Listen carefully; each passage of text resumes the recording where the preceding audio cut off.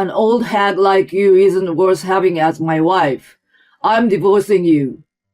My husband I had been with for a long time said. I swallowed my arguments and reluctantly accepted his demand. He hadn't realized what a fool he was then. My name is Christy. I had been supporting my husband Dan while working as a nurse.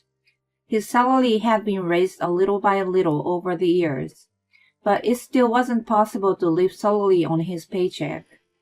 We had our struggles, but we made it to this day by supporting each other. 30 years had passed since we got married. It had been wonderful for me. I enjoy balancing home and work life, and above all, being with Dan was still my greatest joy. We didn't want to have kids, so spending our time together without distractions was pure bliss every night. Dan never strayed from the marriage and put all his effort into his work for us. Maybe he wasn't so good at it, so it took a little longer to be promoted compared to his peers, but I didn't care. Better than having him overworked and end up in the hospital. It was a time for fresh graduates to join his company. Hey, guess what? I am appointed as a trainer of new employees for the first time. Wow, congrats! You're finally recognized. He downed a beer happily without leaving a drop at dinner. Before him, the role was taken by his peers and seniors. After all, it was an important position that could only be entrusted to employees who produced a certain level of results. He had finally been appointed for that. Watching him animated with joy made me delighted. Maybe I will get a raise if I do well and put more effort into my other job too. Don't push yourself too hard. I took a real drink myself as I nudged an elated Dan. I had no doubt about us continuing to have a happy life forever, even though there was no promise for the future. Dan welcomed the new employee, Mary, as his trainee. She was beautiful and charming, so her co-workers treated her fondly. The ones with a big age gap saw her as their daughter, and the ones close to her age eyed her as their potential girlfriend. Everyone was attentive to her. And Dan, who was closer to her than anyone else, got to see her charms up close. She naturally relied on him for anything. Whenever he taught her a job, she thanked him with a smile. For someone who rarely got praised, being appreciated by her made him truly happy. He was fond of her as a trainee at first, but before he knew it, he was enamored by her. Eventually, he started to mention her at home. I could sense a strange intimacy in his words, even though he said she was a pain in the neck. I had been with him for so long that I had no intention to be suspicious and question him. I became more mature and wiser. I thought it was no big deal, if a rare occasion of having a young and cute girl around delighted him. I get excited too when I see a good-looking guy, but it was only an attraction and nothing compared to love. I believe it was the same for Dan. I pushed my anxiety all the way to the back of my head, but his merry fever continued without a sign of coming down. On the contrary, it grew hotter and hotter. Mary is a true beauty. It's not just because she's young. It must be her effort she puts into it. Maybe you will look better if you put more effort too. He started saying a terrible thing he had never done before. Oh man, why haven't you done it? Mary would have taken the initiative. I guess she's very different from you after all. He compared me to her at every opportunity and sighed heavily. As you would think, I got a bad feeling. The hunch soon became a certainty. Please divorce me. When we were eating dinner, he said as if he was commenting on the weather. You're okay being alone, right? I was speechless, and he carried on. Mary is so vulnerable. Compared to you, she needs me. I turn out to be a kind of a man someone can rely on. he joyfully said as he raised his left hand in front of my face and pointed to the wedding band the same as mine. Mary complimented me when she saw this. She said it was wonderful that I had been cherishing you for 30 years and admired me. Seeing him as cheery as a child, I could only feel sorry for him. Mary was talking about a guy who cherished me. She never mentioned a guy who divorces me for her. He was completely drawn in and blinded by the love not suited for his age. Wait, why don't you think about it a little more? I did, and this is my conclusion. You became an old hag anyway. You're not worth being my wife. I'm a man respected by such a young girl. He called me an old hag, and I wondered if he hadn't noticed the deep crow's feet around his smiling eyes, if he hadn't seen his receding hairline a year by year, and if he hadn't considered his far out of the fashion that made him look like an old-timer. Okay, if you say that much, but you won't regret it? Of course not. He nodded confidently and guzzled a beer like it was a celebration. It was so sudden, and I couldn't think straight, so I asked him to give me some time. The next day, I decided to investigate the relationship between Dan and Mary and called a friend who also worked with them. I had been married for so long that I got to know some of his colleagues well. I never thought that I would use this friendship for something like this, though. After briefing a friend over the phone, she made time to meet me. How have you been? You got some drama going on. I know, right? I'm so confused about this. I felt more embarrassed than anxious, but I asked her what she had seen and heard in the office. Honestly, everyone knows Dan is chasing after Mary. She rolled her eyes and smiled. He had never been depended on before. It must have gone straight to his head. He seems to be confused with the feeling of gratitude and love. Does Mary seem to feel the same toward him? Let me ask you instead, do you think so? A charming girl who everyone likes? I shook my head no.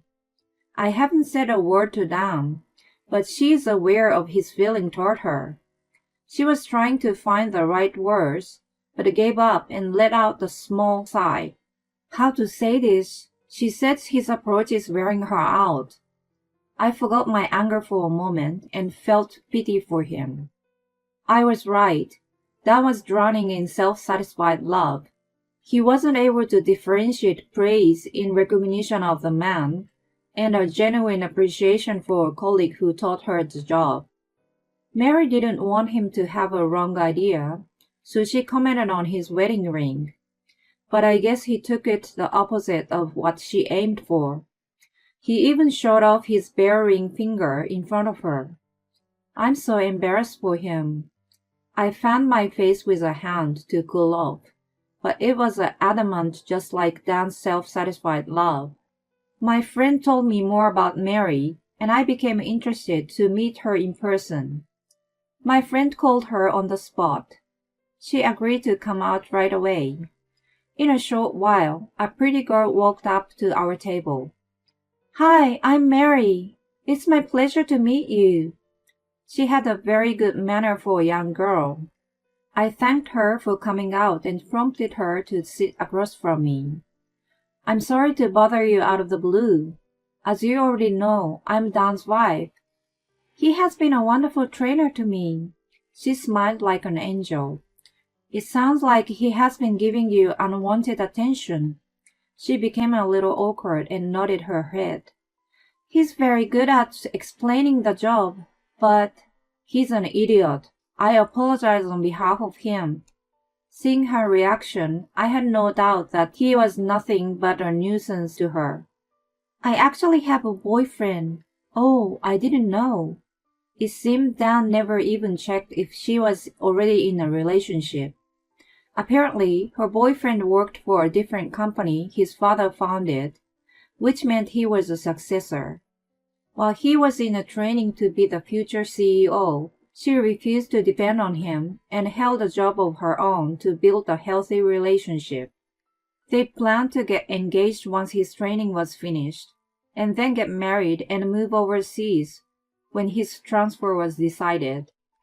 It sounded like she had a bright future ahead of her.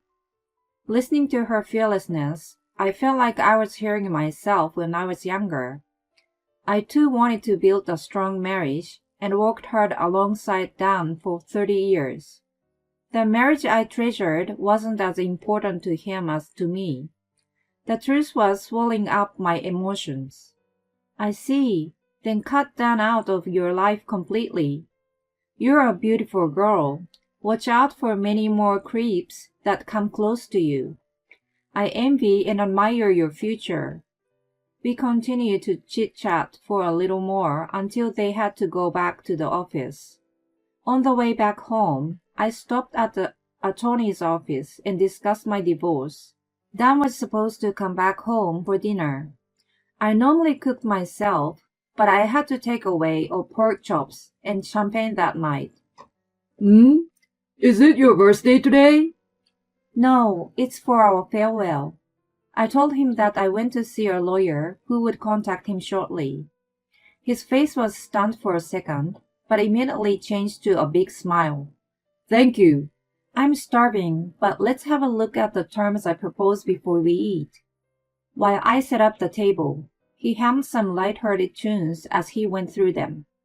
He was scribbling additional notes in a way. His pen was dancing in the air.